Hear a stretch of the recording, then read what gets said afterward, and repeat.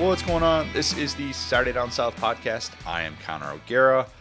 Will, we should have made a bet on the LSU title pick, I'm realizing. Maybe it doesn't make sense to have a bet between you and I because obviously your vested interest is LSU, and that wouldn't really make a ton of sense to just be like, oh yeah, if LSU doesn't win a national title, then you win the bet.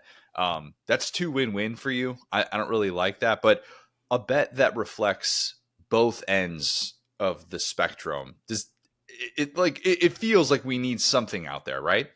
Yeah, I mean, you know me, I love a good hedge, but betting against my own team to win a title feels like I'm totally sold out. I can't do that. You're right about that. I don't want to put you in that position. That's not entirely fair. So here's what I propose. If LSU doesn't win it all, whatever team ends LSU's title bid officially, I cannot say a negative thing about that team for the entire offseason. Just positive vibes only. Doesn't matter if it's a 5-7 team who fires their coach. I will only speak positive things about that team. Like even, if it's regular season finale or something like that, or it's a game in late October and LSU suffers a third loss. Now, even if they make the playoff, though? No. If they make the playoff, then they're still alive. Then it would just be whoever beats them in the playoff. The team but I'm who saying, ends let's see that like James bid. Franklin beats Brian Kelly. You got to be nice to James Franklin if it's in the playoff. Got to be nice to James Franklin. Man. Would not say a negative thing about him. Yeah, there's definitely an end of this in which it could be really easy. If Georgia beats LSU or something like that, and it's like, all right, do we say a ton of negative things about Georgia in the offseason? But Penn State, you're right. I think Penn State would be the most difficult one for me. Because I don't know if you've seen this policy with me, but once a team kind of like either beats my team or beats a team I really respect, I usually go, okay, I know they beat this team. So that would be very funny. We would both end up having a whole offseason going, James Franklin is such a good coach. I would just say James Franklin now has how many wins against top 10 teams? And then I would just say the wins. I wouldn't say the 20 and counting losses. I wouldn't say that part. There you go. Just positive things. So, all right, that's what we'll do if LSU doesn't win a national championship. Again, that's just not win a national championship. So there are a wide range of outcomes for that. If LSU does win it all, cashes in, what would that be like? I think FanDuel had it at 18-1, something like that. It's it's a little bit more off the typical favorites in terms of the odds. But the odds, if you look at them, even Ohio State's like plus 550 at this point. So could be a wide variety of outcomes just for a national title winner this year.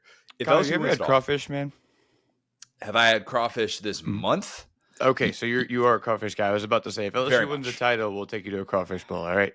I don't think I've been to a seafood boil. I have not been to a crawfish boil. Now, crawfish is my go-to. I had crawfish last Friday.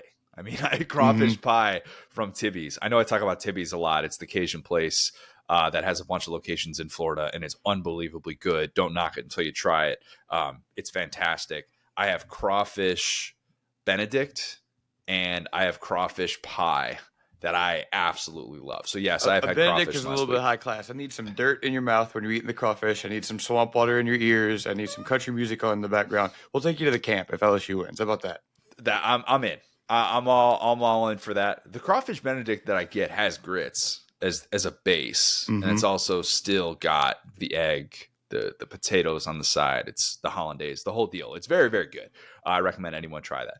Okay, so that could be the first part of this LSU bet. And then the other part is simple. I might even get sick of this. So this might just be strictly a pride thing. But every time we do the intro and I say, hey, what's going on? Blah, blah, blah, blah. I get to say, Connor O'Gara, knower of ball. There you go. I am Connor O'Gara, knower of ball. Well, that's how we would intro. Every show, just for the offseason, okay? Because once the season starts, people are going to get sick of that, especially if I'm handing out picks that are not exactly making you wealthy. Is that a fair bet to throw out there? I love it. Put it in your Twitter bio. Put it on your Chiron when you go and find bomb. Connor O'Gara, knower of ball. They still have a picture of me from 2015 on that. Do I tell them to update it, or am I at a stage in life in which I should just try and look as young as humanly possible? I like that. You're a veteran, right? It's like when you get the old, like the combine pictures of like Tom Brady and stuff. That means you've been in the game a while. It's a badge of honor. We're doing what we can. We're doing what we can. All right, plan for today. Great show coming up. We've got playoff era things that we've already forgotten. And I say we because I include myself in that, even though I am trying to become a knower of ball. Adam Sparks is going to join us in a bit to talk about the Nico Iamaleava fallout, this new state of Tennessee law and how it works with the College Sports Commission, basically Tennessee fans, vibe check, all of those different things. So we have a lot coming up. But first, a quick word from our friends at Dabble. Will, I don't know about you, but I have been more and more intrigued by the NBA playoffs as they've gone along. I was watching basically the entire game. What was it? Game 6 of the closeout game between the Celtics and Knicks. Mm-hmm. And even though I find myself wanting to root against both teams at different times, I was locked in, and it was absolutely awesome. But if you're one of those people that watches a game and you're like, I would love to get a little piece of the action, Dabble is going to hook you up. One of the newest and best apps in the DFS space. That's what Dabble is. They've wasted no time making a name for themselves. Dabble's social function is second to none, and they offer a wide variety of sports making picks, including, as I mentioned, NBA playoffs. We've got MLB regular season, a lot of great stuff there. Use that promo code SDS2 when you sign up today to receive $25 in bonus cash. No deposit required. Again, that's promo code SDS2 for $25 in bonus cash, courtesy of the good folks at Dabble. Will, we've never done this before. We've done it, but in a more roundabout way, I should say. Because in essence, this is just naming random facts that have happened in recent memory that we maybe don't talk about constantly, but we should probably talk about more. That's the essence of today's show. Mm-hmm. But I would consider you and I both good rememberers of useless sports information. Facts. I think that's how we both ended up here. You know, our paths were very different, but they ended up in the exact same place because we just love those little idiosyncrasies of sports. And we've had some car rides together. We're, driving to IMG when we did that a few years back and just naming random sports things. I think you were in fantasy baseball mode at the time. And we're just guys talking about dudes at some point. And I think you and I, and probably a lot of other people in this business, sports trivia section, we can handle ourselves. All right. We'd be just fine. Maybe the other stuff, pop culture, I'm okay, but I'm probably taking a backseat to somebody else in my group. But when sports comes up, the ears are going to perk up.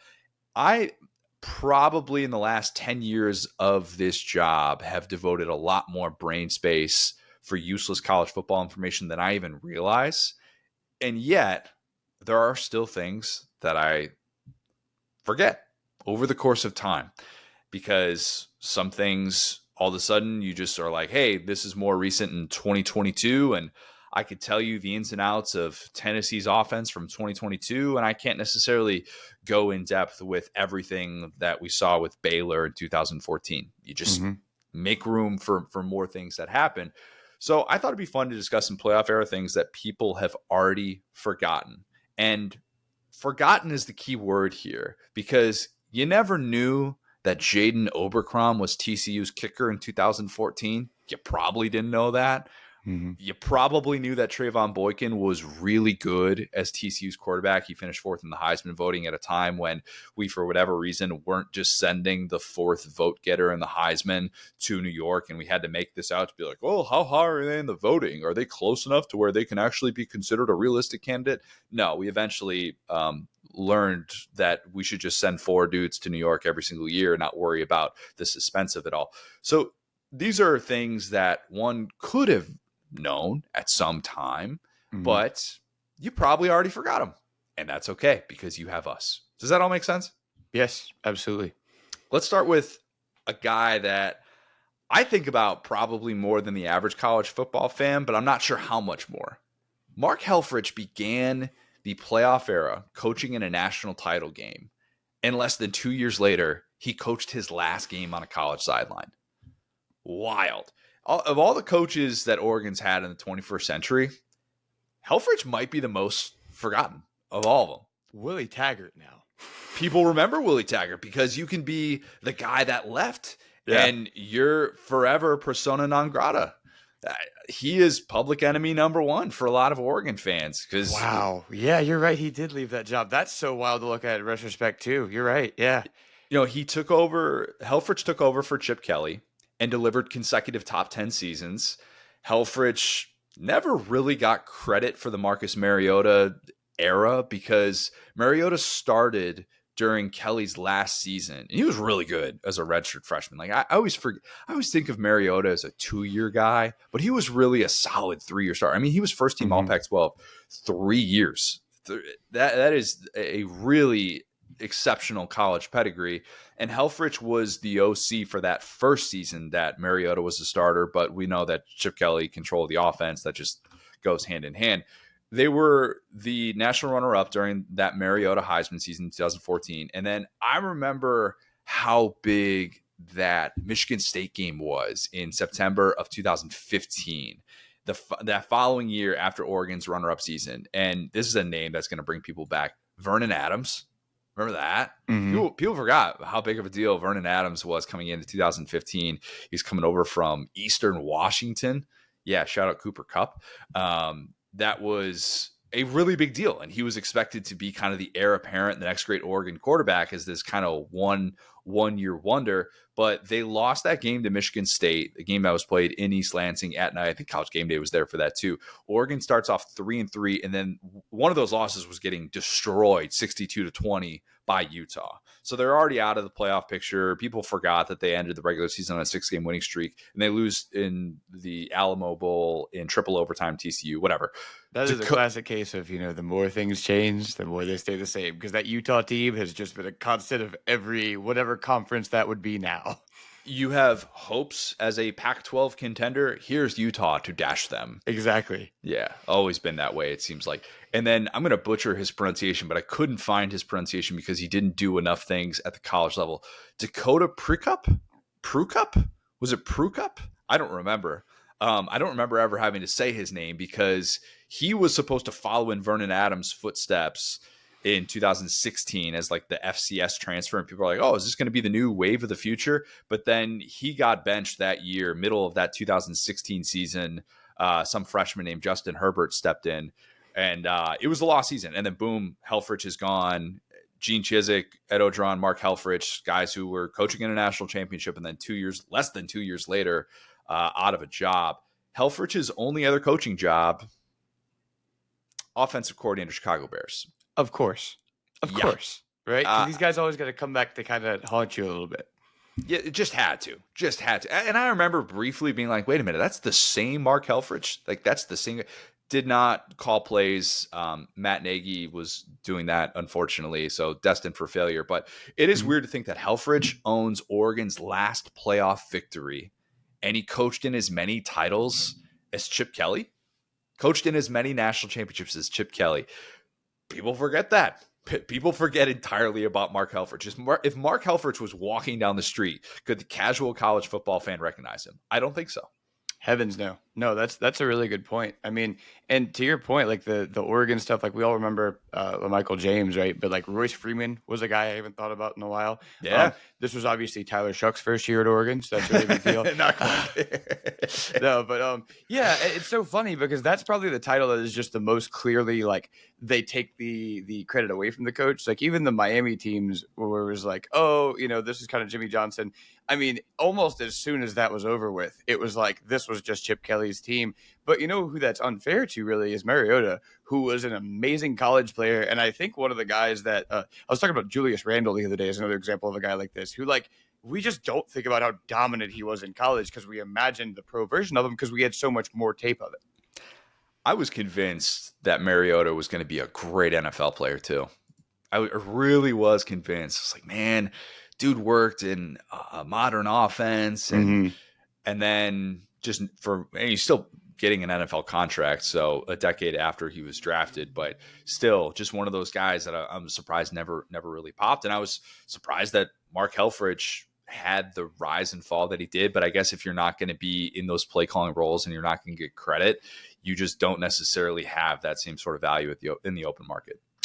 Speaking of Oregon, Scott Frost has one winning season as a head coach. People forget that. That's a really good one. He has one winning season so far, Connor. So far, right. Yes, of course. We mustn't assume that those days are in the rearview mirror because he has gotten another power conference job, amazingly so. Frost Well, was the the same OC. job, to be fair. The same job, but it wasn't a power conference job Mm-hmm. when he had it, which is the Mm-hmm. interesting part of how this is all going to go down at UCF Part 2. But Frost was the OC for Helfrich at Oregon, and he was calling plays for him, which he also, in a way, got credit for the Marcus Mariota Heisman season. I would love to know the Scott Frost resume, what it looks like, how high the Mariota season was on that, because you have to put it higher than the Nebraska stuff, no? Yeah, and like also, I believe I have the timelines right here. Didn't Manziel spend like a season under them, or was that? But I think that had to No. be before at that He was point. committed to Oregon, and then Uh, he decommitted and went to Texas A&M. Yep, you're so right about that. Yeah, I just remember he started off as QB coach. He was like kind of this young up and coming guy, but then to your point, Kelly leaves, Helfrich steps up, and then Scott Frost kind of gets the Helfrich spot, and they kind of go their separate ways. You're saying Helfrich, right? I thought it was like a Helfrich. See, we haven't even talked about this guy in 5-6 years. Okay. So yeah, that's the point. Yeah, People forget how to pronounce his name. I don't know. Yeah, Helfrich, something like that. Mhm. But yeah, after Shrewd. after 2014, I remember there were a lot of Nebraska fans, and I want to say Nebraska media members, I'll include myself in that, who were firm believers that Nebraska was going to hire Scott Frost and the prodigal son was going to come home after that 2014 season to replace Bo Pelini. And then Sean Eichhorst goes rogue. He hires Mike Riley. We know how that plays out. But people forget, even though Scott Frost is now entering his 8th season as an FBS head coach, his only winning season was the magical 2017 UCF season. That's it. Even that first year, which UCF improved a ton, he took over a winless program. They improved by 6 games. It's a 6-7 team, so it's not a winning season.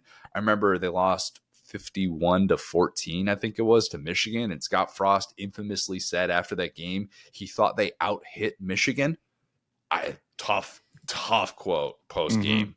Really, really tough quote. But yeah, his last win against a ranked team, 2017 Peach Bowl against Auburn.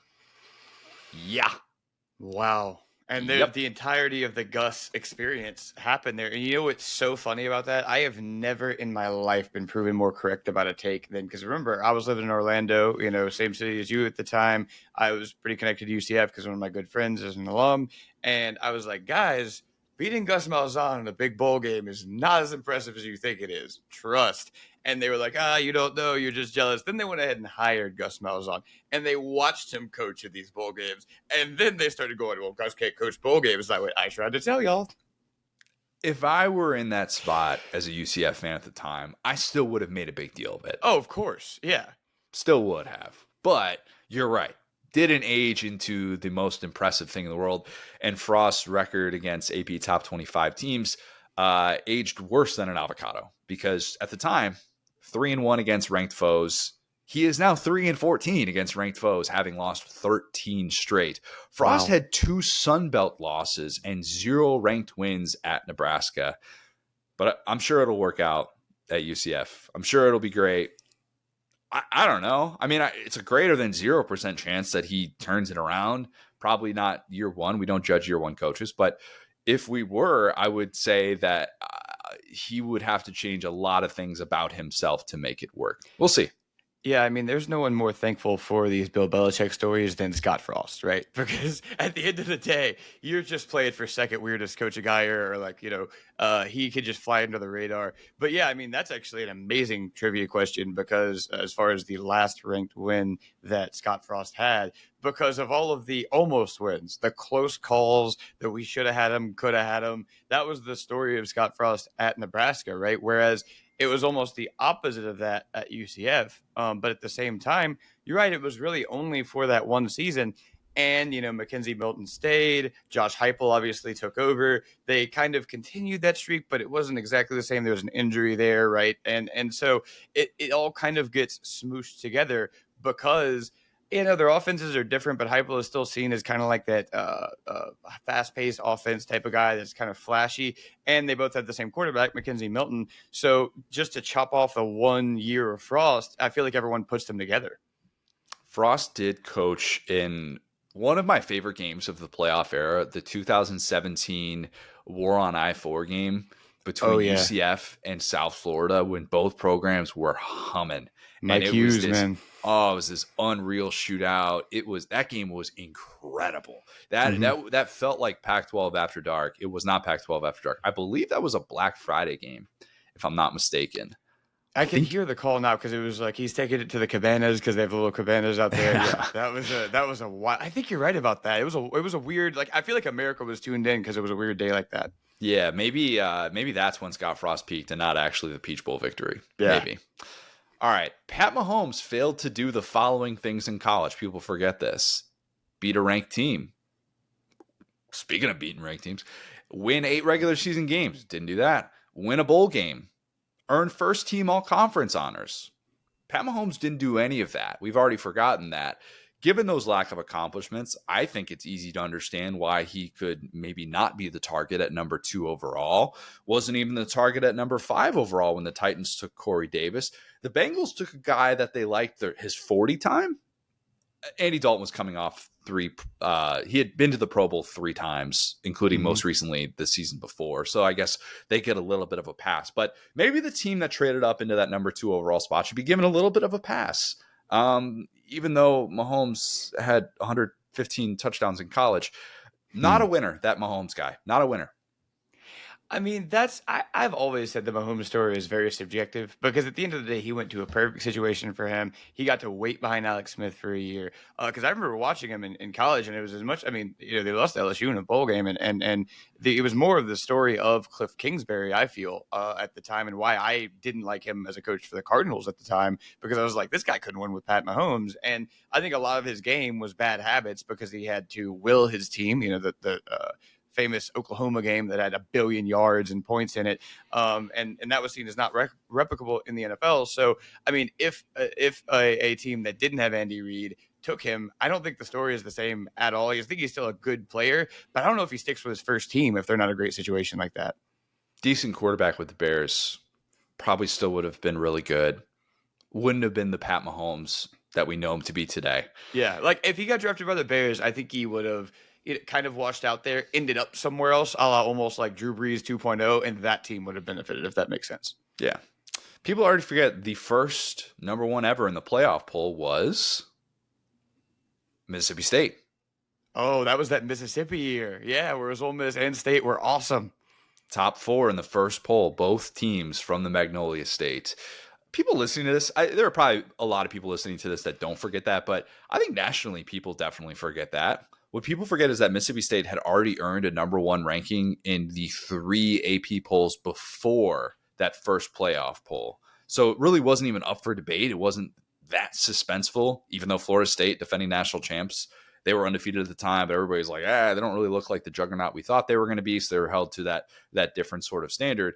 But for Mississippi State to go from unranked in the preseason to number 1 by the second weekend of October is insane. I don't know that we've ever seen anything quite like that. And I don't know that we'll ever see anything quite like that moving forward, because really they went from unranked to number 1 in less than a month. Mm-hmm. That does not happen. But when you beat 3 consecutive top 8 teams, that matters. And when one of them is in Death Valley to end a 14-year losing streak, well, that mattered.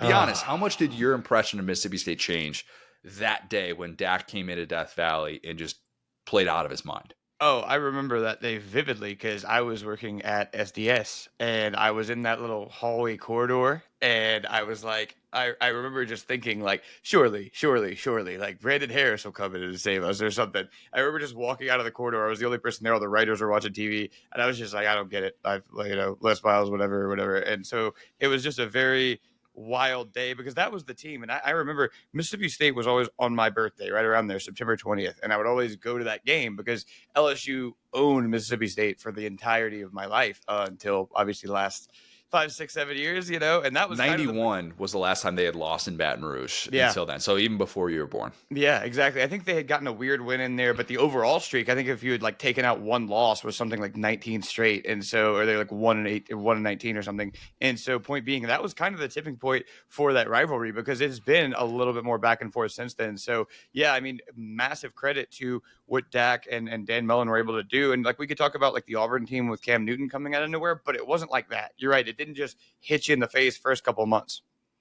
You know what's weird though is we tend to think that when something happens in year one, and we'll talk about this with a 12-team playoff, I'm sure, that it means that's the new standard going forward, and that we're just going to see this year after year, and that trend will repeat itself. And it turns out Mississippi State being number one in the country, that was not a sign of things to come at all. And that's not really a reference to Mississippi State and what was their last appearance as a top 10 team that year. But once Mississippi State lost that game at Alabama in 2014, the only 3 teams to earn a number one ranking in the playoff poll through 2018. So we're talking 4.5 seasons, right? Because 2015 through 2018 plus the rest of that 2014 season, those only 3 teams, Alabama, Clemson, Georgia.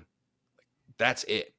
It is such a small list of teams who earned a number one ranking in the playoff poll. And I went back and looked this up. This is it. These are the 9 teams: Mississippi State, Alabama, Clemson, Georgia, Ohio State, LSU, Tennessee, Michigan, Oregon. That's it. 11 years, 65 different polls that we've had, 65 different playoff polls, and 9 teams have accounted for all of those number one rankings, 5 of which were from the SEC. I think people have already forgotten that too. Yeah, I mean, I was actually talking about this yesterday. Like, we were promised this parity with the playoff, and it's been kind of the exact opposite, right? Where it starts off as fun. We kind of saw that there's a version of that this year, and then teams would always adjust, right? And so every first year feels like, oh, wow, exactly like you said, this is the new standard. This is all going to be so fun. Things always regress to the mean in sports. They do. They definitely do. People have already forgotten, and they might have forgotten like 2 weeks after this happened, but people have already forgotten about postseason Jake Coker. It was the Derrick Henry season, 2015 Alabama. It was also on the Bama side, it was the O.J. Howard national title game. He wins MVP. Somehow he was wide open on 2 of those plays wherein Clemson had these coverage busts, and Jake Coker was like, thank you. O.J. Howard just running free. I think people forget just how surgical Jake Coker was in the postseason. In the playoff, 621 passing yards, 75% passer, 11.5 yards per attempt, 193 quarterback rating. He wasn't seen as the best quarterback on the field in that national championship game because it was an all-time great quarterback performance in a title game from Deshaun Watson. He just didn't end up on the right side of it. But that semifinal game I'll always come back to with Jake Coker. Michigan State sold out to stop Derrick Henry. And that was a good Michigan State defense, a really solid Michigan State defense. And go back and look at the numbers. I think Henry had 70 yards or something like that. It was like definitely 3 yards in a cloud of dust type of day for him. But Jake Coker was just perfectly in sync with Lane Kiffin. I still would argue that was the best bit of offensive game planning we have ever seen from Lane Kiffin. That game specifically. His game plan was flawless. The dagger that Coker threw to Calvin Ridley in the third quarter, where he steps up in the pocket, it's perfectly in stride, single coverage, go let your guy make a play coming to the left side of the field. And it was just chef's kiss. You're not getting Bama on this day.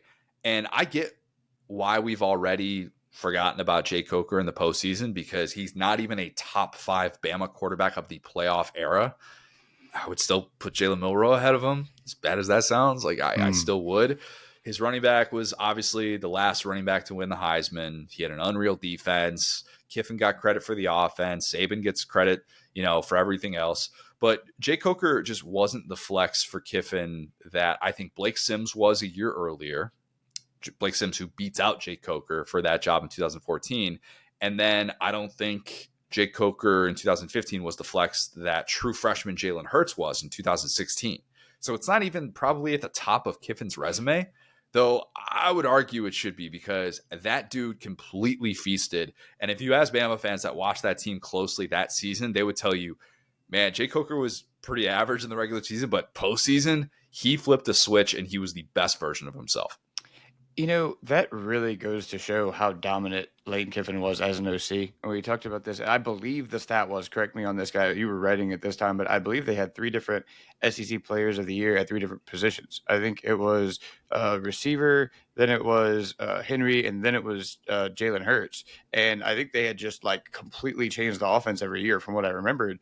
And it was just like so cool to kind of see what they would come up with in the offseason. And Lane, I've maybe compared these guys before, but Lane, Dan Mullen, Sean Payton are all guys that could be the best offensive coordinator maybe in the history of football if they just stayed in that role, right? But then, you become head coach, you get the bigger title, you do all that. I would love to see, that again. Obviously, Lane is a great head coach. I'm not saying that, but maybe like a retirement tour type thing, because him as an offensive coordinator was so special. And again, Sark came after, and so we kind of start to wash how special he was, because a lot of those records, especially passing, got set by Sark. But yeah, I mean, looking at this, man, 335 passing yards for Coker in a national championship game. I'll be honest, I certainly don't remember that, because the identity of that team was ground and pound football, take care of the ball. And Henry was really good in the national championship. He was not necessarily like it was like 36 carries for 179 yards, and his stretch to finish the season was insane. I mean, so obviously everybody's going to give credit to that, but yeah, I just think that we very quickly moved on from that performance. And there were a lot of people saying maybe Bama can't win a national championship because they're not good enough at quarterback.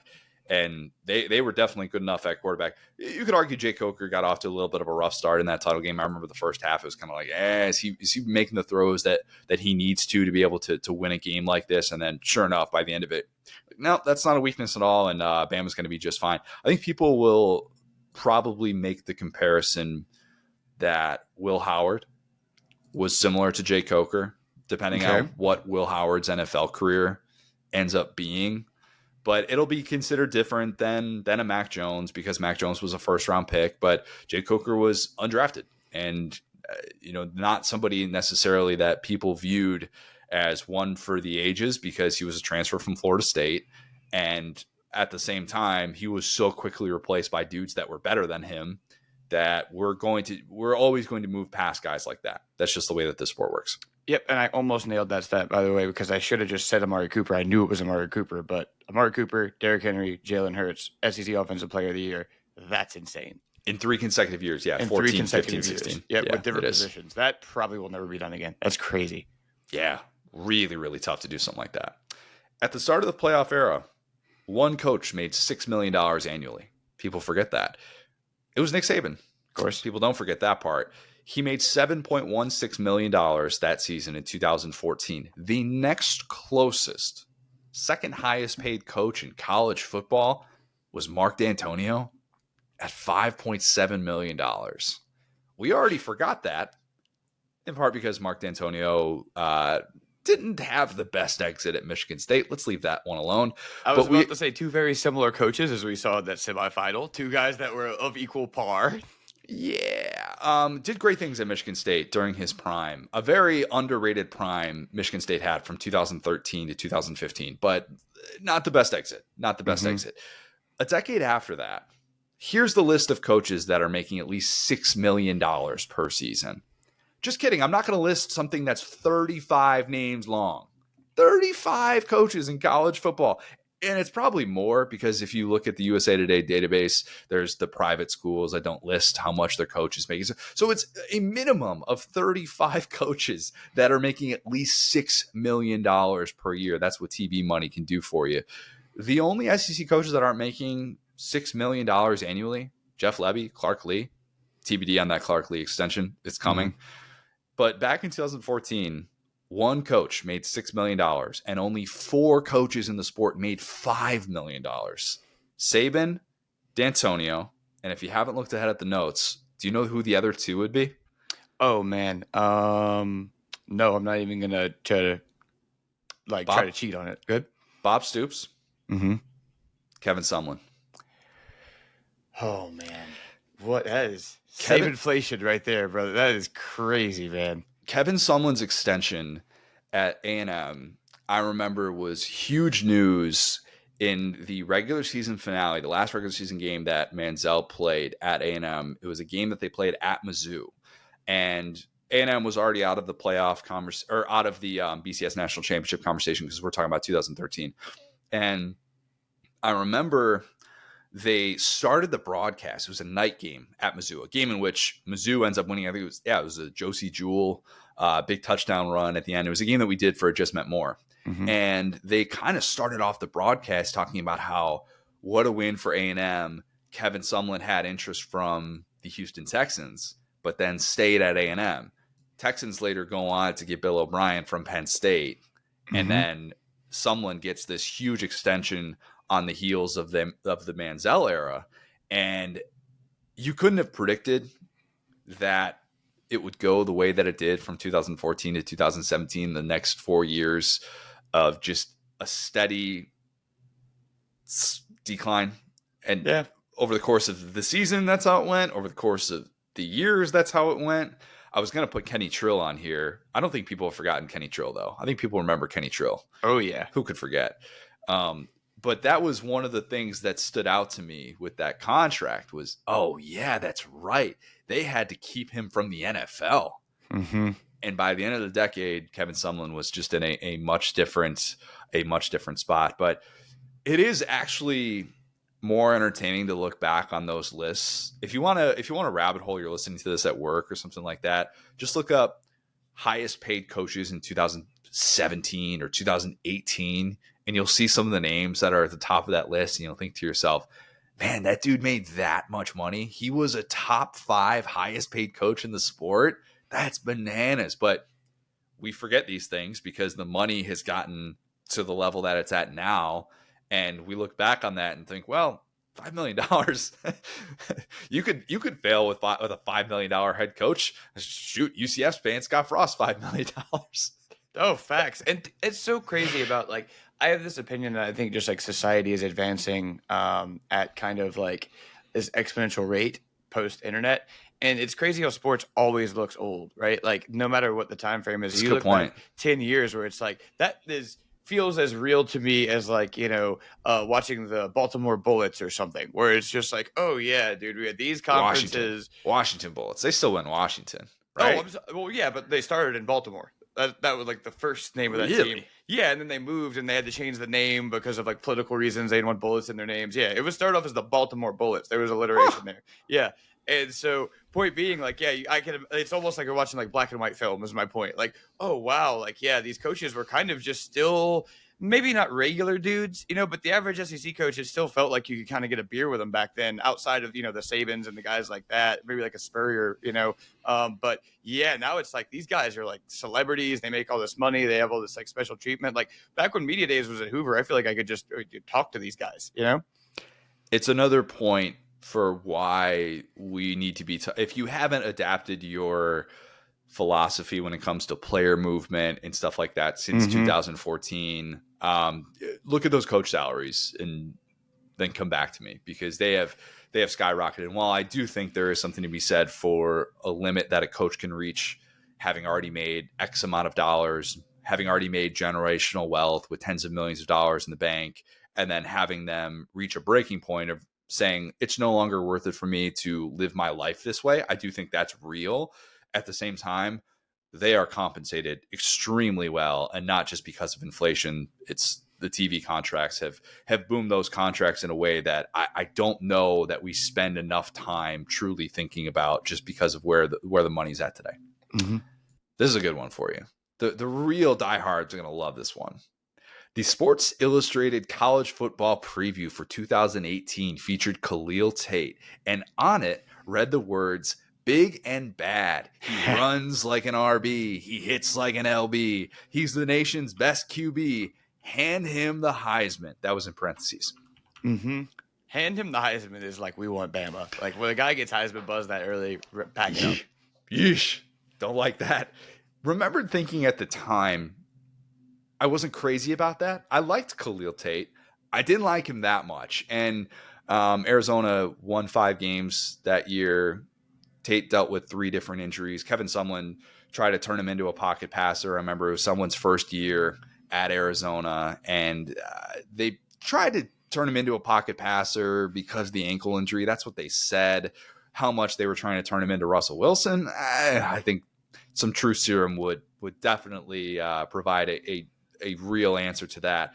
But anyways, it didn't work. And to be fair, while this was a Sports Illustrated cover at a time when Sports Illustrated covers still carried a lot of weight, it was a regional piece. I think they had 4 different covers for it, I remember at the time. So it wasn't necessarily a national cover. It wasn't like people were getting that cover in Tuscaloosa saying Khalil Tate is the face of college football this year.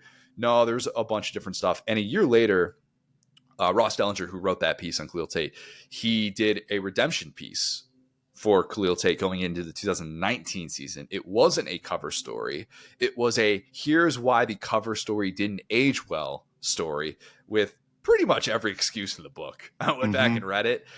Some of the excuses came from someone who probably wasn't thrilled at how his enticing quarterback turned out that first season. And let's just say Khalil Tate did not thrive in the Sumlin offense in the way that he thrived in the Rich Rod offense, which was the offense that he left. They even talked about how Lamar's rookie NFL success was inspiring to Khalil Tate for him to stay at quarterback and utilize his full skill set. He stayed mostly healthy that following season, but no, he did not turn into any sort of second coming of Lamar. Very much caught lightning in a bottle 2017 with Rich Rod, and then Kevin Sumlin happened. Yeah, I mean, and then Kevin Sumlin, and then Kevin Sumlin happened. It's kind of the story of this list, right? It's like I'm not necessarily comparing these two players, but there's something to be learned here. It's almost like reminiscent of the Milroe story and what happened this year, where it's like, you got this guy who has good legs, and we want to turn him into a pocket passer, but then we're going to kind of bail out midseason. And so, yeah, I mean, I remember watching him, and he was a big time kind of late game, not exactly Pac-12 after dark, but I remember kind of watching him late at night, and it would just look so electric, in that offense. I've always just thought Arizona was cool. I don't know why. I think just kind of West Coast football looks cool, especially late at night. And so he was an all-time like Pac-12, like fun to watch guy. But then usually when you put expectations on those guys, and not to like go into this rabbit hole, but I love when there is like the cover story, and then they come back and they're like almost blaming the player for not living up to it. It's like, you wrote the story on me, bro. I didn't hire Kevin Sumlin. I don't know. Yeah, there's some interesting quotes in there though about reading a little bit too much into the preseason buzz and how he kind of got caught up in that. And, I get it. It's 18 to 22-year-old kids, and this is even before the NIL era and that type of stuff. Yeah, it makes sense why that would happen. But that was one of those things that I was like, man, that is a lost storyline of college football in the 2010s, was the Khalil Tate expectations and then disappointing fall.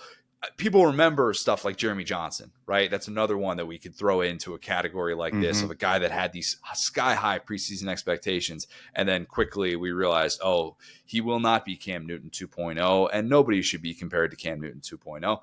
But I think Tate is one of those guys that we can forget about very, very quickly, and we needed to be reminded of him.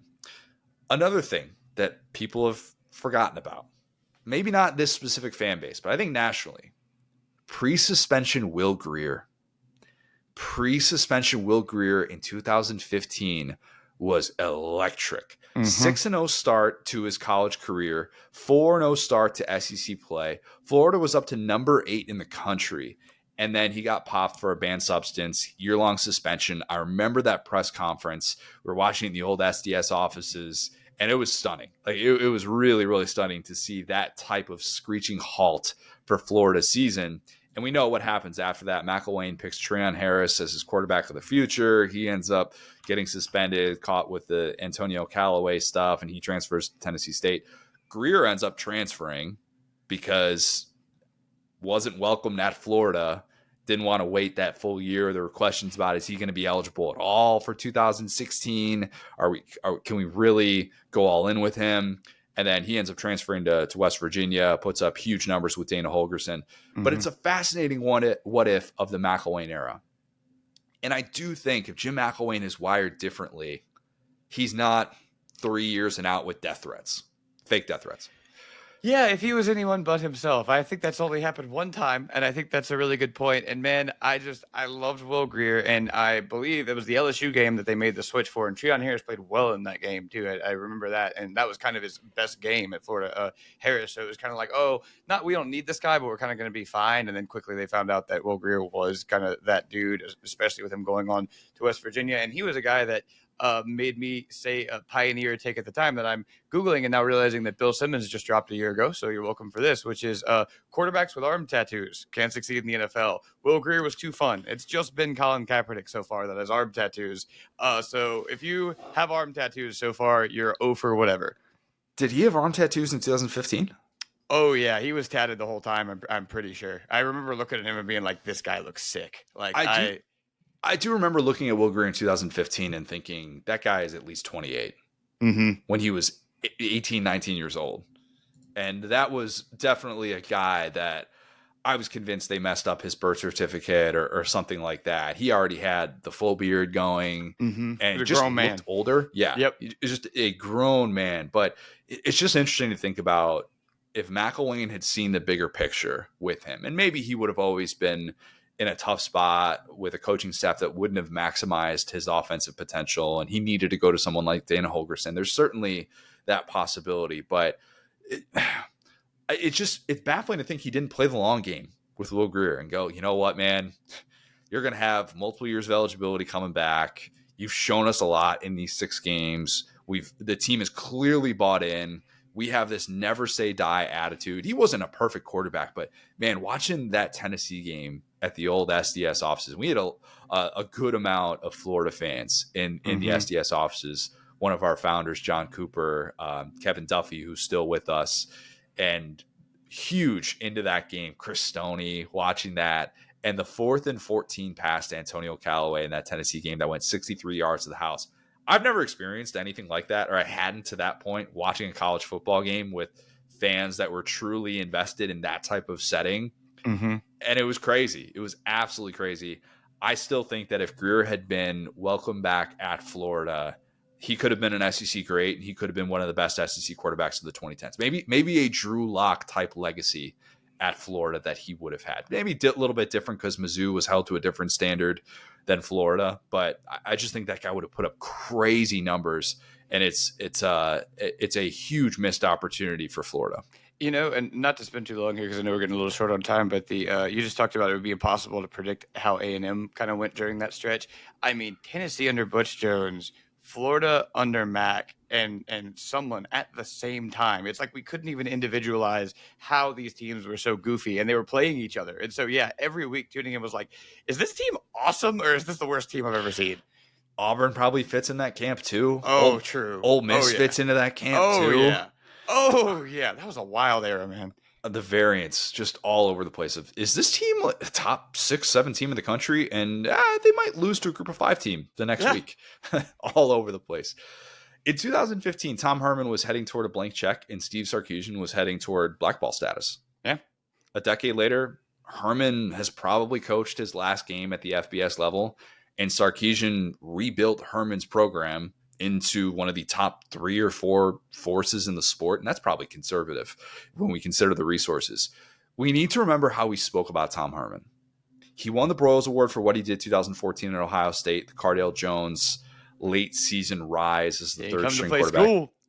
He didn't come to play school. He came to play quarterback, and he did pretty darn well at that. And then Herman gets the Houston job under the assumption that he's destined for greatness. And it's how many years are you going to get out of him at Houston before he takes that big job? And he follows this expected path that everybody had kind of mapped out for him as 2014 was unfolding. We all remember the LSU snub post 2016 and how that all played out. But it's just wild to think that he only coached 4 years at the power conference level, when if you could have bought shares in Tom Herman post 2014, really any time from 2014 to 2016, would have been one of the top 5, top 6 richest shares to purchase in the sport of any coach. I mean, that's the type of expectations we were talking about, where, you know, he's 39 years old in 2014 and just has everything in front of him. Herman's rise and fall kind of had me wondering about this, Will. Is this era no longer privy to the up-and-coming Group of 5 coach? Have we moved on from that sort of rise in the coaching ranks? The can't-miss coach from the Group of 5 level. Have we moved past that? Because think of the last good ones, right? Maybe it's Josh Heupel, UCF, which is probably we already have forgotten that he came from a Group of 5 program because UCF is now in the Big 12. Kalen DeBoer, who isn't necessarily going to fall into that camp because he only spent the 2 years at Washington, and now his legacy is going to be defined by what he does at Alabama, replacing Nick Saban. So it's more of a power conference to power conference type coach. Kurt Cignetti wasn't seen as this can't miss coach at the Group of 5 level, and in part because JMU wasn't even an FBS program until 22. So I just we haven't really talked about a coach like Herman with that type of arc in the 2020s. PJ Fleck was really the last one that fit that description coming from Western Michigan. And I always bring up, who would have expected him to still be at Minnesota all these years later? But just that up and coming 30-something coach from the Group of 5 level who quickly becomes this hot target for a power conference to go get. Are those guys just gone? Have we just moved away? And now it's, you know what? If they're a really good coordinator at a big time program, they're probably ready for that big time job. Kirby Smart, Dan Lanning, these guys that have just kind of fallen into that. But I mean, Lane Kiffin technically gets that, but he had to fall big time before he was ever considered that up and coming coach again at FAU to go to Ole Miss. But I just think we've gotten away from assuming greatness for guys like Herman, and he's probably partially to blame for that. Yeah, I think it's kind of two different groups of guys, right? Because you could look at a Billy Napier, who is pretty similar to Tom Herman in that he started off at a big place and kind of got his training wheels at a smaller place, but failed. But it already failed by the time that he got to that level. Whereas Herman was just steady progression, get that next job, and then boom, here's your opportunity. Napier had already failed and then had to kind of start over to get back to that place. Yeah, no, but I'm with you too, man. And I mean, looking at that Ohio State staff, I mean, what if I told you Herman was the third most interesting person on that staff? Because they had Urban Meyer, obviously. Remember the whole Zach Smith thing? I wish we could just get. There's a thing you haven't heard in a minute. Now we don't want to go down that road. We're not going to go down that road. Let's just stay away from that road altogether. What I'm saying is, I hope Ohio State fans, I hope this new title hasn't I hope they mythologize this just like the Celtics do, and we get some type of a documentary about that team. Because oh my goodness, we knew Urban Meyer was insane before and after that, but I haven't heard a ton from that era other than he thought Joe Burrow threw a girl, direct quote. But I want to hear more of those stories. So yeah, that was a wild coaching staff, and Tom Herman was kind of the most normal guy, and it was and he still ended up having this wild thing, the fight with A&M, LSU trying to hire him, and then it ended up not working out. So yeah, I mean, that was definitely the last of that era, where it's because even a Willie Fritz type guy is totally different, because he kind of hung out there. It wasn't he was trying to jump, The second that Tom Herman made fun of Drew Lock's backpack celebration, it was over. I said, he's never going to be big time. Yeah, that is loser behavior in every way. Just absolute loser behavior. And hope Tom Herman's doing well. Another guy that got a chance to have a position with the Chicago Bears. Not as I wasn't going to say it, but yeah, the intern. Yeah. Anything else? Because there are a lot of different ways that you can go with this. I was even thinking about people have already forgotten that Baylor endured what was supposed to be one of the wildest scandals in college football in the 21st century. And they've had two coaches since then go to New Year's Six bowl games, which is pretty crazy. The Art Briles rise and fall and the things that came after that, I don't think we would have predicted. But I was going to say people already forgot about the Mel Tucker mega deal after U3 as an FBS head coach in his first winning season. And we forget that because Michigan State didn't have to pay the buyout because they fired him with cause over that whole scandal. Brenda Tracy, that mess. But we've already forgotten that Charlie Weiss was a Power 5 head coach in the playoff era. Oh, man. Isn't that crazy? Yeah, he sure was. Melvin Gordon had 408 rushing yards in a game against Nebraska 2014. 408. He was so good. Man, I miss Wisconsin, man. We know we talked a ton about them, but that ground and pound stuff, I remember watching the Outback Bowl with them, and when Melvin Gordon was there, they were really fun when they were going. I don't think I've ever been to a Wisconsin game No, that's not true. That's not true because I was at when Wisconsin played Ohio State, but I would see these games in person of Wisconsin playing Nebraska or Wisconsin playing Indiana, and it was a minimum of 63 points and 400 rushing yards. Just set it and forget it. I wasn't at that game because I think I'm pretty sure that game was in Madison. I remember I was covering state volleyball. That's exactly what I was doing. I was covering state volleyball in Nebraska while you'd look up at your phone and be like, oh, Melvin Gordon, another 50-yard touchdown run. Oh, yep, another one. Yeah. Real quick, you just said Charlie Weiss, and you're right about his final job, but I forgot he was Florida's offensive coordinator for a year until you just said that name. Right before the playoff era. Otherwise, I would have included that. Yeah. Yeah. I think I tweeted that a few years ago, and I said, we don't talk about this enough. And it was Charlie Weiss rocking Florida gear. And then I had someone in the media try and come after me saying that I was making fun of Charlie Weiss. When I was strictly talking about, I literally had no other intention other than saying we don't talk about Charlie Weiss as Florida's offensive coordinator enough. We just don't. Yeah. We already forgot that Lamar Jackson went 3-4 against the SEC. Not me, buddy. I was at a couple of those. You definitely were. Yeah. And we already forgot that the playoff was supposed to kill the sport. We already forgot that. We already forgot that when the playoff era began, our biggest frustration, complaint, issue was satellite camps. Oh, man. To go back in time. Oh. Go tell 2014 versions of college football fans what's going to be in store a decade later, the things that they'll be worried about. So there's this company called LifeWallet. You're going to want to avoid them. Yeah. Goodness gracious. Anything else that came to mind as I was rattling off random things that happened in the playoff era? No, I mean, what's funny, and just to put a bow on it here, like that was viewed as this era where like Alabama, I remember the comic vividly where like Alabama was the elephant who was picking up the rest of the SEC, and that was where we did that with shout out Davis J, who used to do cartoons for us. We used to contract him, and he'd do these cartoons. He actually ended up working for my wife's company too, with a few of their art things. Yeah, we hired him at SDS. Like we did that cartoon back in the day. If you ever see that circling, that was him. That dude was awesome. Yeah, and like that was kind of the vibe. Is like, oh, we're all conference fans now because the SEC's down. But in reality, you look back at this, and again, yeah, Alabama was smoking some teams for sure, but there was so much chaos just below that it was actually, I'm going to remember it fondly. I know it was kind of boring to watch Alabama win, trust me, but like every other team trying to compete with them was hilarious. Yeah, we have already forgotten that all of those teams that would have their runs, and then ultimately Alabama's still standing. That's the way that it worked.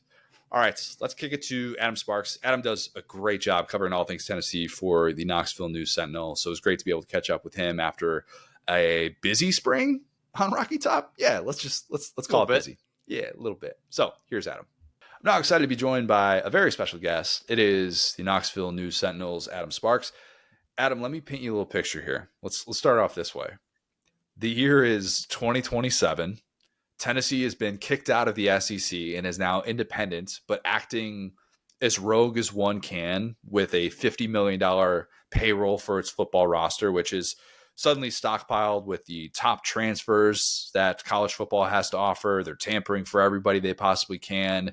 They have 5-star talent galore coming through the high school ranks. They've got the Vol Network, an independent TV deal that ESPN basically treats like the Longhorn Network and tries to redo that mistake. Explain how recent developments in the last week or so have made this at least a greater than 0% chance. Wow, so you think it'll take till 2027 for that to happen? Fair. Yeah, the problem would be in that scenario, they wouldn't have anybody to play if recent news. Well, I guess they could play a bunch of FCSs, but yeah, I mean that's timely right now because of the threat or a potential threat of the SEC to kick Tennessee out of the SEC. Now, I don't buy it. I don't think that's legitimate, but it is an attempt at a threat. There's a document that circulated, and Ross Dellinger was the first to report this. There's a document circulated, sort of a drafted document, a pre-draft document of some rules that they've laid out, all the power conferences of what schools can and can't do, that they sort of had to sign this loyalty oath that says we're going to follow NCAA and conference rules even if they contradict state law. And what's basically happened is a lot of states have gotten state laws to sort of work in a partnership with what the House settlement's going to do, that they're just saying, hey, schools can pay college athletes directly. And that's what the House settlement is going to allow, and there's going to be parameters and a structure with that. Most of these other state laws have been drawn up to be a partner to go alongside the House settlement, what's coming in the House settlement. What Tennessee state law did is they added some language that says, yeah, we'll go along with this plan until we don't. And that hit a little differently for the SEC and some of the other conferences, because it basically says, yeah, all this House settlement stuff, all this NIL rules, all the rev share stuff, all that stuff is fine unless it looks like it's violating antitrust laws. And if that happens, state universities in Tennessee, especially University of Tennessee, can just opt out of the whole plan and can break the rules because its law says that it can. The primary purpose of that, if you listen to UT, is that they wanted to protect themselves in terms of liability.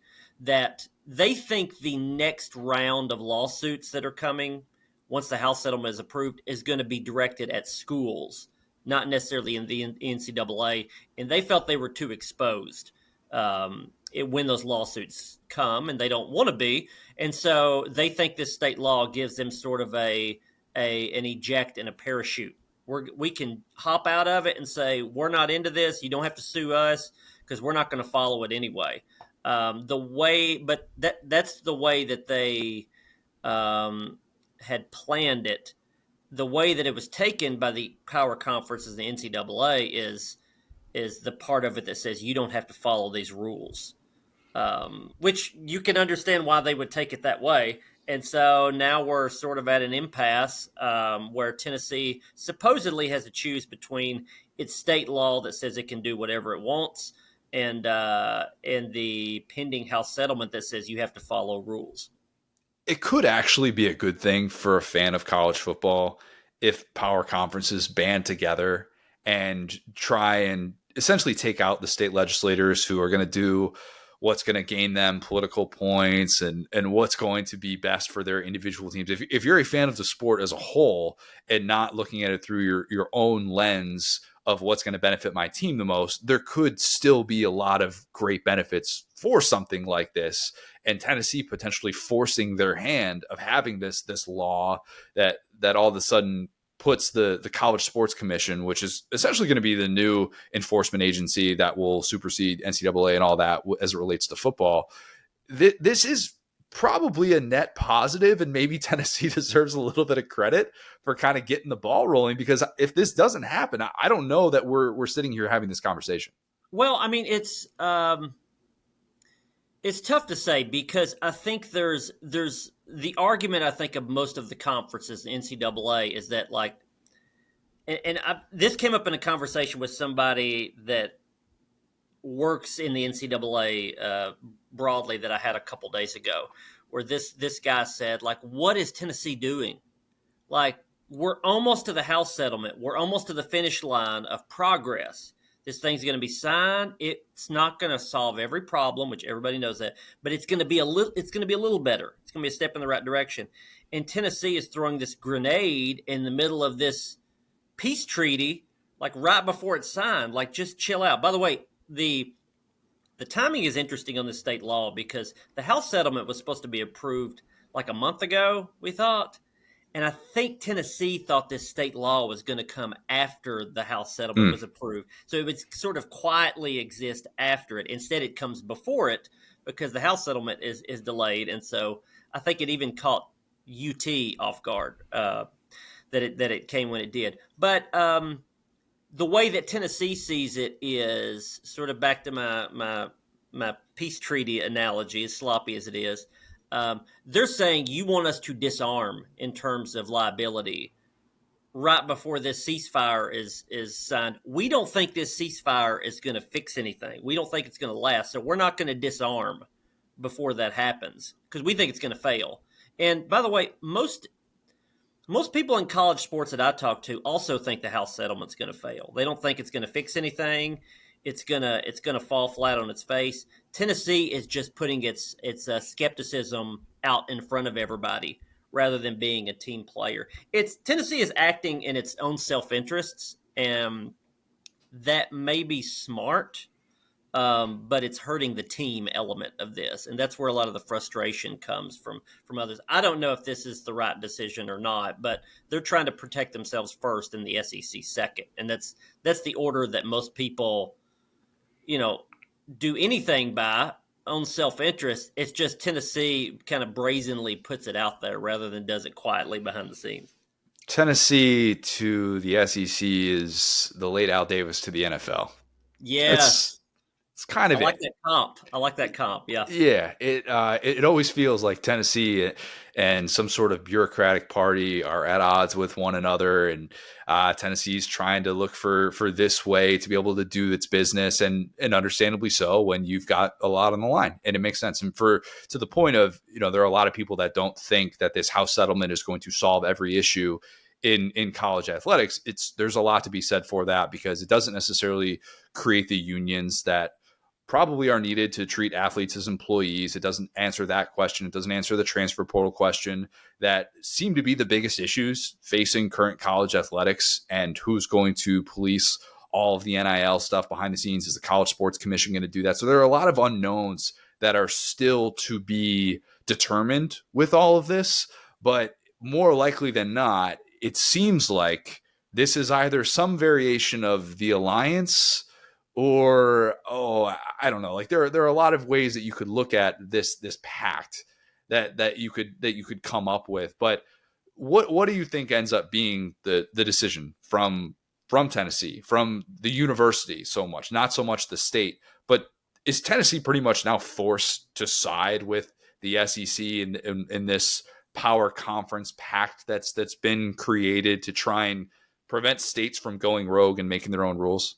Yeah, I mean, I think it's a negotiating tactic, that's for sure. Somebody's going to have to relent here to some extent. Somebody's going to have to give ground. The problem is, I don't know how that happens. Like, if this is just, Danny White and Greg Sankey sitting in a room and drawing something up and shaking hands, I think that could be fixed. The problem is, it's a state law that's on the books. And, like, what would Tennessee have to do? They would have to go back to their legislatures and say, hey, listen, we went a little strong on that. Let's do a new bill and let's just soften the language a little bit. Like, I don't think maybe that happens. Maybe that's the solution. But otherwise, the negotiation would have to be that Tennessee says, listen, it's a state law. It's on the books. It says we can do whatever we want, when we want, but we promise we won't do that. Like, that's sort of, that's the only way. And I don't see that happen. I mean, maybe if SEC buys that, then that's one way to solve it. And for people to understand, I mean, Tennessee versus the NCAA does have a history back years and decades. But this regime right now that is in power, which gets A+ across the board from the UT fan base, the chancellor, the AD, coach on down the line. This attack tactic goes back to the Jeremy Pruitt investigation. There was one line one document that I got in a huge document dump during that, which revealed that Tennessee used the state attorney general to, in one letter, threaten a lawsuit against the NCAA during the Jeremy Pruitt scandal. And that essentially said, the Tennessee attorney general said, if you give Tennessee a bowl ban, I will sue you. On behalf of UT, but the state of Tennessee. And it showed in a lot of investigative pieces that it did that worked, that helped. And Tennessee thought, really, we can use a state lawmaker or a state attorney general to move things just a little bit with the NCAA. We can threaten, and the NCAA will respond to it. And that was, they've used that a number of times now. They sued the NCAA a year ago over that, got rid of NIL recruiting rules. That was in the whole Nico affair. That was to protect NCAA investigation against the NIL deal that they had given Nico Iamaleava. who obviously is now at UCLA. That's a whole other story that we may get to. But they've used lawmakers to draw up bills and laws to help them out. They found a few years ago that if they use their state lawmakers to go after the NCAA, it's gonna net progress. They may have overplayed their hand here because I don't think they thought the SEC would be against them. They thought they would be for them, or they could just quietly go under the radar. So we'll see if it worked or not. But I just don't know. I think a negotiation somewhere meet in the middle is the way to do it. I just don't know how you would accomplish that. Get the state attorney general to negotiate some sort of peace treaty. That's the way this all gets solved. Yeah, why not? I mean, and here's the thing too. People think like, how in real life could this play out? Like, why is Tennessee fighting this at all? Think about it like this. And again, I'll credit Dellinger on this. I know he had a report about that the NIL clearinghouse looked back at old NIL deals and determined, I think, like 70% of the ones that were from collectives would be void in the new era. Okay, imagine if Tennessee has an athlete, football or basketball, that they're paying $3 million. They just got a 5-star basketball player that the word is it's something around there. So let's say he has a $3 million contract, NIL.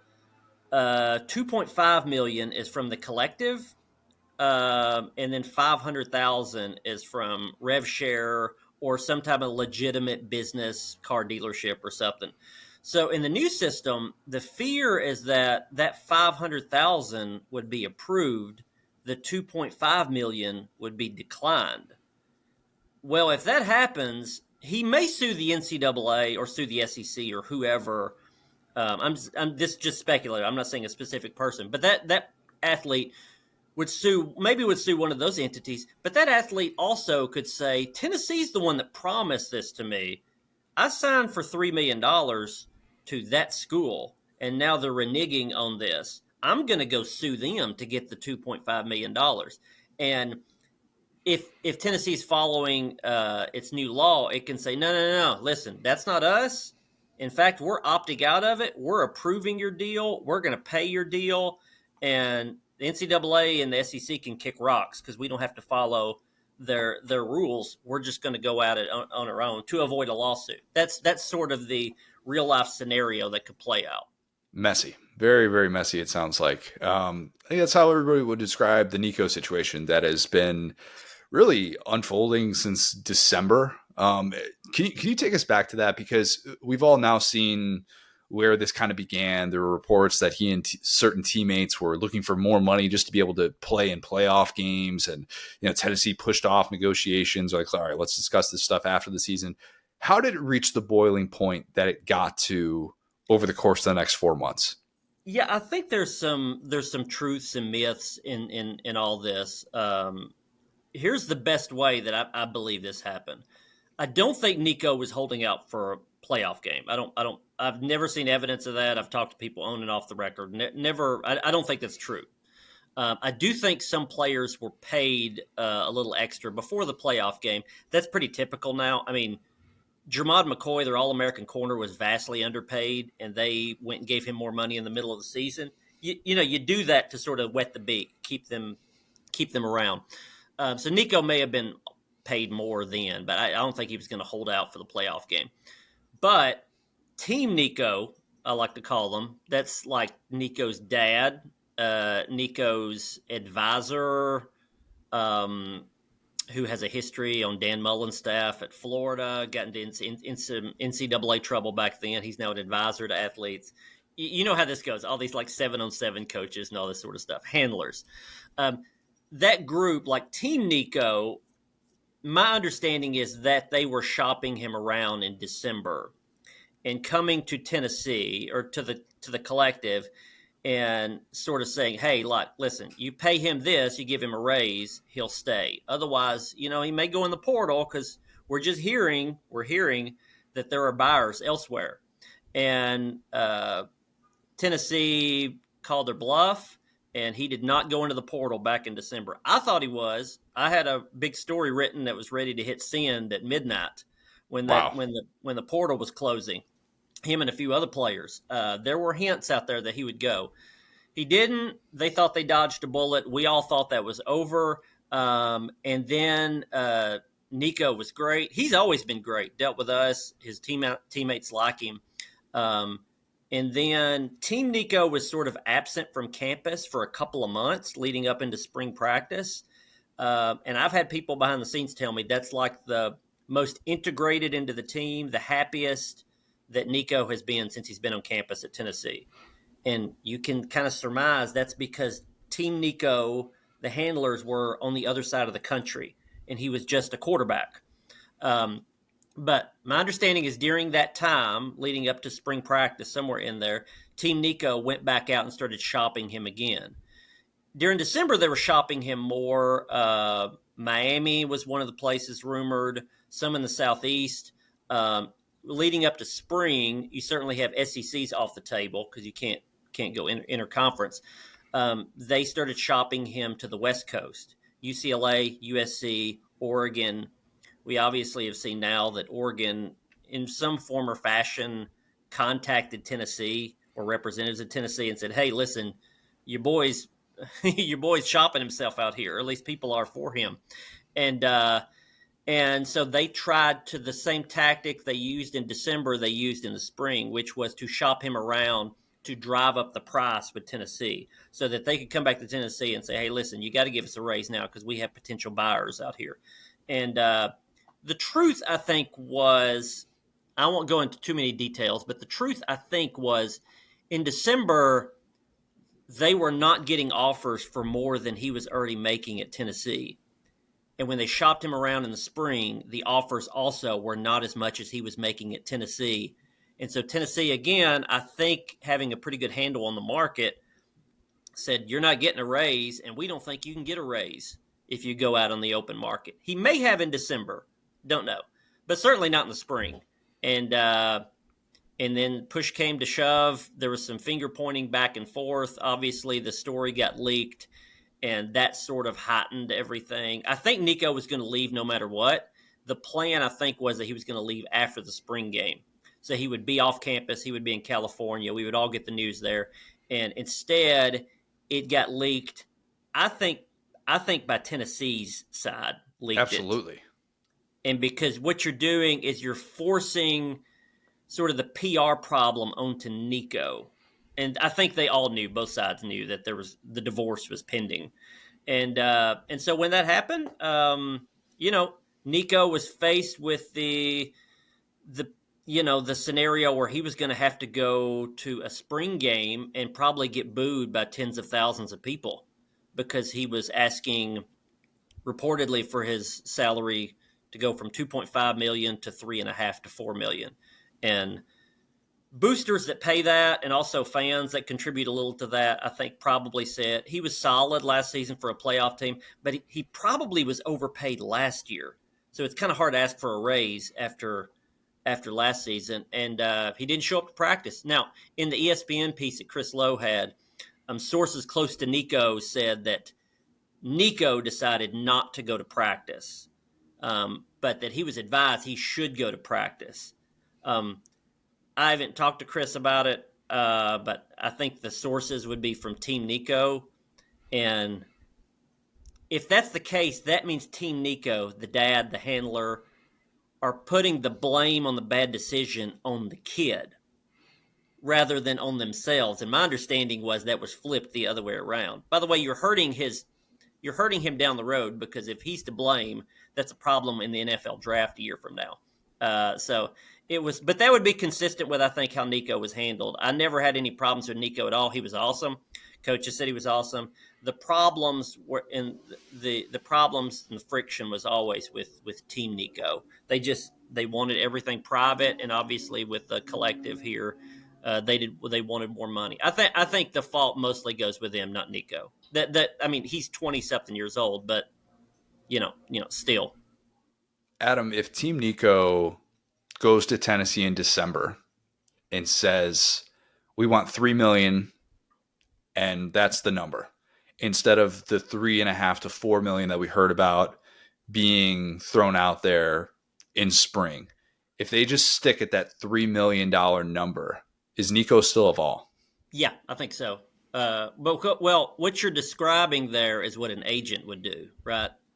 an agent would say, hey, listen, back channels, we think we can get $4 million. Tennessee would say, we know that's not true, and we'll call those collectives and they'll tell us, which I think happened, by the way. It is funny with these collectives. A couple years ago, they were all enemies. They wouldn't talk. Now the collectives call each other to see what the market is. Like, hey, if we're getting screwed, you're getting screwed. So let's communicate, and both of us will be good. So yeah, an agent would have said $4 million. They would say that's ridiculous. 2.8, and then they would said, and then the agent would have said 3, and then they would have said 2.9, and then it's done. And you sign it, and he got a raise of a few $100,000, and it's over. But that's not how this went. And I mean, I think you saw the episode play out again, repeat in the spring after Nico left. That, I mean, every indication we've got out of UCLA is that he got less money there than he was making at Tennessee. And I think the problem was they tried to go get an agent after the fact, and anybody that they interviewed said, okay, well, like, what are you looking for if you hire me? Well, we want $4 million. Okay, well, that's not going to happen. You know, I can get you 2.7, or I can get you 2.8, and, you know, they're like, well, no, we want 4. Well, that's, you know, I want a 9-story house. But as I talk to you, I'm in the 2nd story because that's as many as I could afford. You know, I mean, it's the number is what the number is. There's a buyer and a seller, and they both have to agree. And Team Nico is not in the middle of the buyer and the seller. It's the player and whoever will pay him. And so an agent would have fixed all this a long time ago. But as you and I have seen many, many times, most bad decisions and when it comes to money and these type of things, pro or college now, is because like the uncle wants to be the agent instead of an agent. And, you know, you don't want your uncle as your lawyer or anything else. Just hire a professional, and they didn't do that. Joey Aguilar steps in from UCLA by way of App State. He's someone who indirectly benefits, maybe directly benefits from the way that all this played out with Nico, because that guy threw more interceptions than anyone in college football last year as a quarterback at App State. And now he's getting an opportunity to be QB1 at Tennessee. What's been your early impression of him? Well, we haven't gotten one-on-ones with him yet, and they're probably not going to make him available to media until close to fall camp. And that's actually a strategic move. They want this to be a legitimate competition between him and Jake Merklinger, who would have been Nico's backup, and George McIntyre, who's a freshman. And I believe it. I think it'll be a legitimate competition. But Aguilar, I mean, it's a funny thing with him because he was a good player at App State. Threw too many interceptions last season, but there's some reasons behind that. He lands at UCLA, which I think is probably sort of a dream scenario for him. He's from California. He played junior college in California because he had no D1 offers. So this guy is sort of coming home and playing for one of the big state universities. So that would seem like a dream situation. But now he's shifted back to Tennessee. I mean, he was in Boone, North Carolina. Now he's at Tennessee. It's not far apart. So he's familiar with the area. But so that's sort of a downgrade for him that he's not in California where he wanted to be back home. But it's an upgrade because he's in the SEC. I mean, he couldn't get picked up by an SEC team 6 months ago. So he sort of like has fallen into a great situation. But it is a tough situation because Josh Heupel, in some ways, his offense is simple. In other ways, it's complicated. It takes a lot of reps. You got to know the tempo. You got to know how some of the blocking schemes work. You've got to know really the rapport and the chemistry with the receivers matters a lot. They do a lot of things with choice routes where wide receivers are reacting to the defensive back off the line of scrimmage. So it's not necessarily where every receiving combination is called. A receiver does not necessarily know what they're running before the snap of the ball. Neither does the quarterback. And that works when you have a lot of reps. Worked great with Hendon Hooker and Jalen Hyatt and Cedric Tillman a couple 3 years ago. But if you don't have the reps and you don't have that chemistry, it's not going to work. And so he's having to get that in the summer. Right now, while we're recording this, Tennessee players are off campus for a short break. They'll be back June 1st, June 2nd. That's when workouts will start. Joey's going to have to get a rapport quickly. He's going to have to learn the playbook, which he just moved here a few days ago. And he's basically just spending all his time in the playbook and film and trying to do a crash course on this offense, which, by the way, he just did a crash course in UCLA's offense. This is I think the fourth offense that he has been in 28 months. Junior college, App State, UCLA, now UT. So maybe that's a good thing. Maybe that's a bad thing. I don't know. But I don't know that it's his job to lose, but it is his job to gain. Tennessee went in to get an established starter in the portal. So that told you right there that they wanted a better option than Jake Merklinger.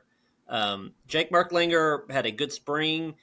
He thought he had progressed enough to be a good backup for Nico. But it's a big difference between, being a good backup, a serviceable backup as a young player, and being a guy who could start against Georgia in like week 3. That's a pretty big leap. And I don't know if Aguilar is up to that or not. We'll see.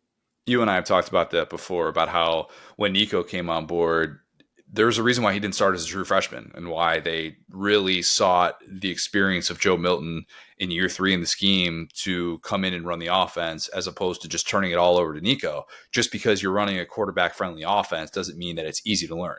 Once you learn it, there are quarterback-friendly elements to it, as opposed to like a Jimbo Fisher offense, which when you learn it, do you really learn it? Or is it still just really complicated with the terminology that he uses? But it's a good point, because I do think there are a lot of people that would like to just treat this year as a gap year for Tennessee and just say, you know what, we know we're probably not going to be great at the quarterback position, but let's just see what the young guy has. Let's just see what Jake Merklinger has. And let's not necessarily worry about, hey, we got to get to 9-3 this year.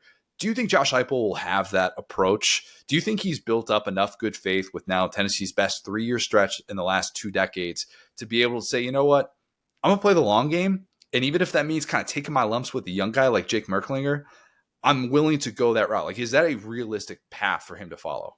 A decade ago, I think that would have been realistic. I think college football fans now, especially SEC fans, are smarter than to give that grace. And what I mean by that is, in the era of the transfer portal and NIL, like, you don't get the luxury of a rebuilding year or a let's build up to next year kind of season. You should be able to reload and go get players. And by the way, one of the big criticisms even before Nico left is that Tennessee did not go get a premier wide receiver in the portal. They didn't in December, they didn't in the spring, and now they're pretty thin at wide receiver. They have some young talent, but they're thin and inexperienced. But now a lot of the reaction right after Nico left was like everybody was patting Josh Heupel on the back, like, hey, way to stick with your principles and don't give in to this kid. He misses practice, he leaves the team, you tell him don't come back. We're not paying that kid. And, I think there was some I think that makes sense, that reaction.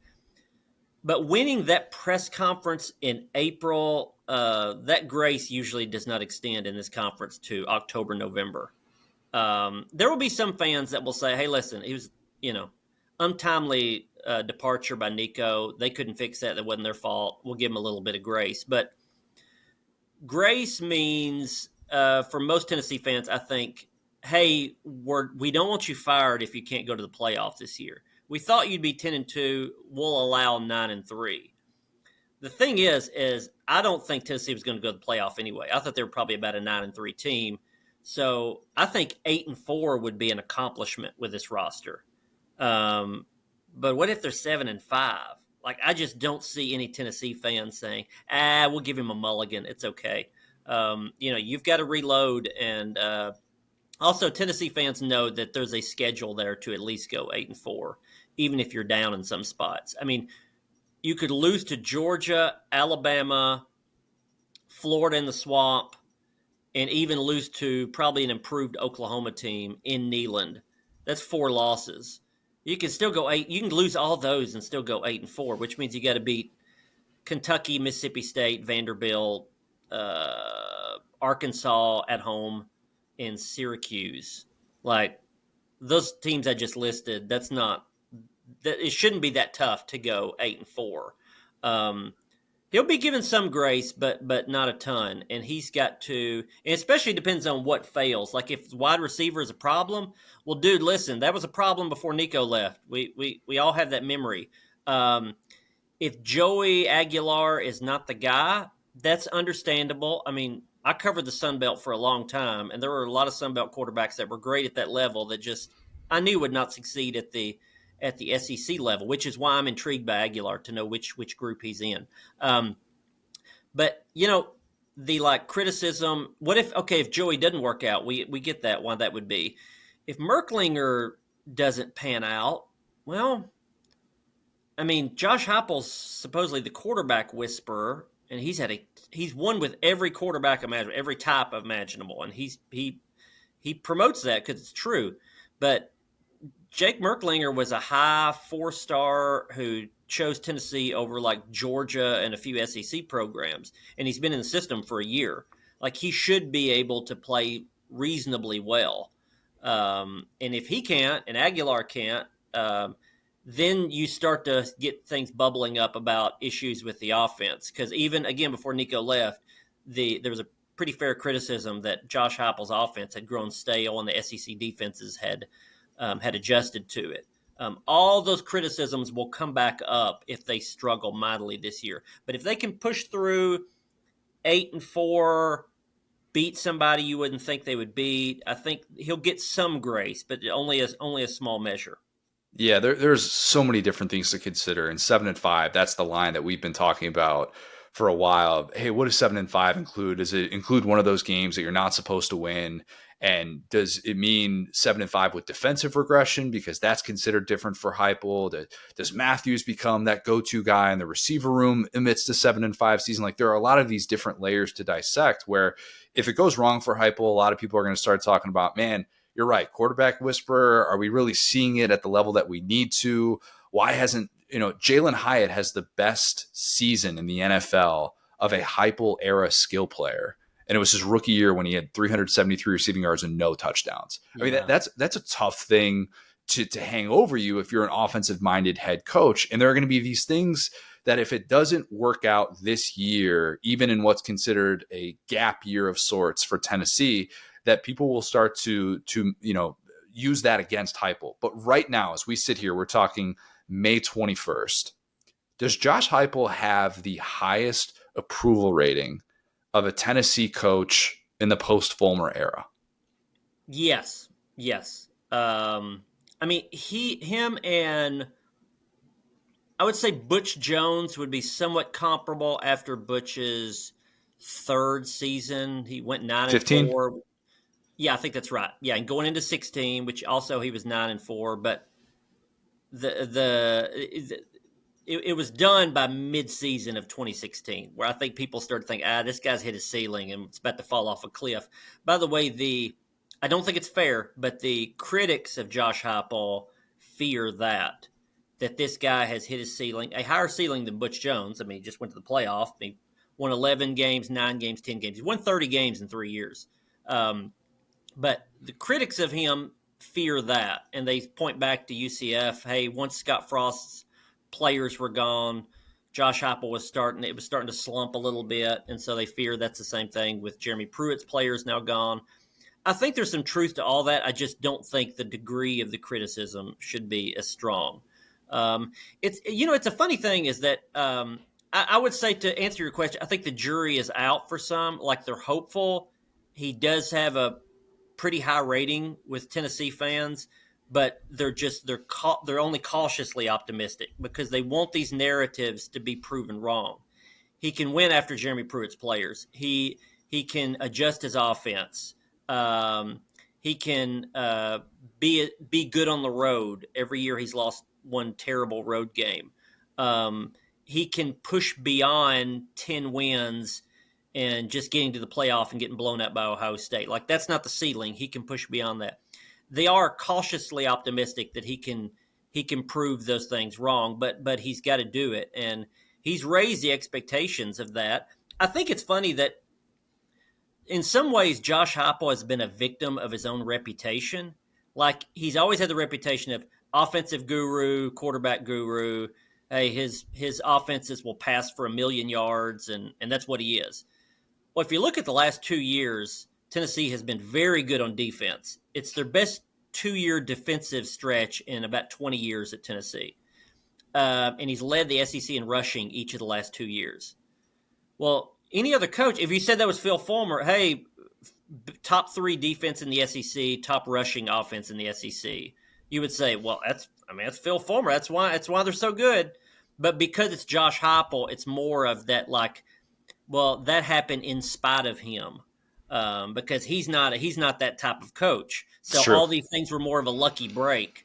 So I think he's been a little bit of a victim of his own reputation, because the metrics say the trajectory of this program is going up. The narratives say this is sort of stagnant.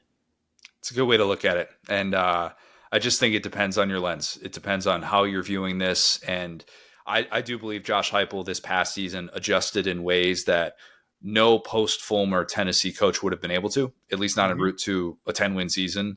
And I think he deserves a lot of credit for that. And I think that they're still in such a better place than they've been really throughout the vast majority of the 21st century. And if you're a Tennessee fan, just holding on to hope that's what you can hold on to, is that you've had a guy that's weathered the storm better than you could have hoped for when he signed up for it.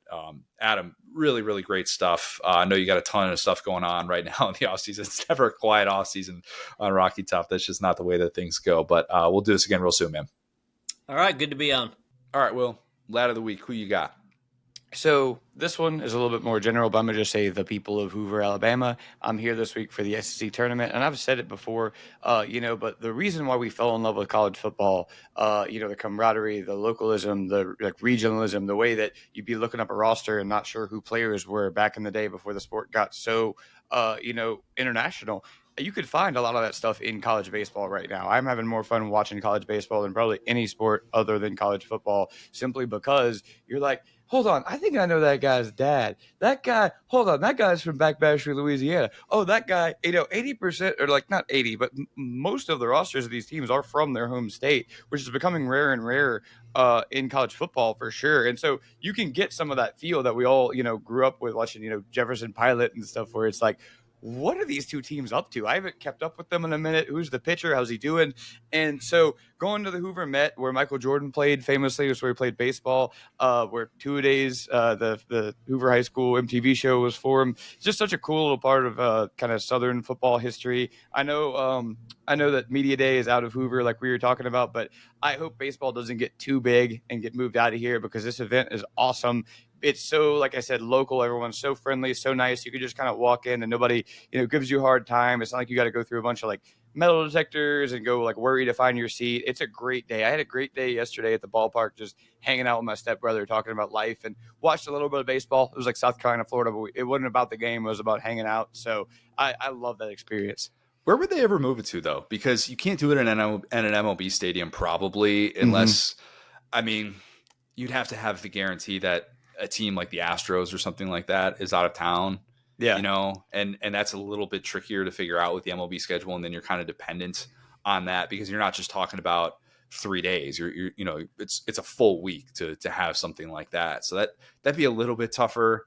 I don't know. That'd be hard to picture it anywhere else. For sure. Yeah, that's one of those, maybe cynically, I'm like, hey, the Eyes of Texas are upon the SEC. There's some minor league stadium somewhere in Fort Worth that's trying to get this. But I really think it should stay put, because it's cool, man. It is. Definitely feels like one of the most SEC things. We're going to have a lot of SEC baseball coverage on SaturdayDownSouth.com, by the way. Shameless plug. Please read all of that great stuff. Joe Cox does awesome work covering SEC baseball.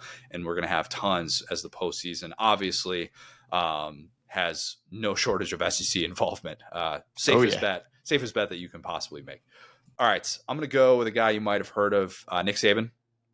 Finally, Nick Saban won something. Good for him. Yeah, got over the hump. Some were saying.